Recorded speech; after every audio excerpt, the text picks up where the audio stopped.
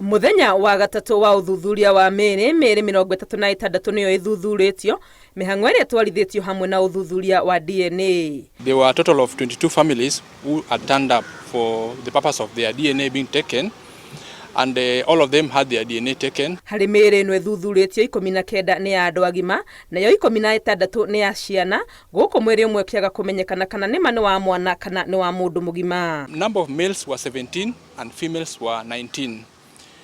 Many of them were severely decomposed, being that 23 of them were severely decomposed, 11 were just moderately decomposed, but 2 were mild, meaning that they were not badly decomposed. Mĩĩrĩ 23 yonanĩtie andũ aya makuire kumana na kwaga irio na maaĩ, ana makoneka makuire nĩ ũndũ wa kwaga rĩera, na 7 makaga kũmenyeka kĩrĩa kĩamoragire nĩ gũkorwo mĩĩrĩ yao ĩbuthĩte biũ. The cause of death from all of this, majority we found that they were died because of features of starvation, which were 23 of them.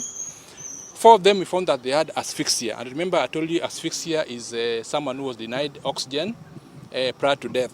Ũthuthuria ũyũ ningĩ no wonanĩtie mwana ũmwe akuire kumana na kũringwo mũtwe, gũkũ nake mũndũ ũngĩ mũgima akĩoneka arĩ na mũrimũ wa higo na ngoro. Odwal augĩte gũtirĩ mwĩrĩ wonekete ũrutĩtwo kĩga oro gĩothe, akĩongerera atĩ kũrĩ na ũhotekeku wa kũrĩkia mĩhang'o ĩno mũthenya wa Aramithi, gũkũ gũgĩetererwo rĩera rĩagĩrĩre mĩhang'o ya gũthikũria mĩĩrĩ ĩthiĩ na mbere.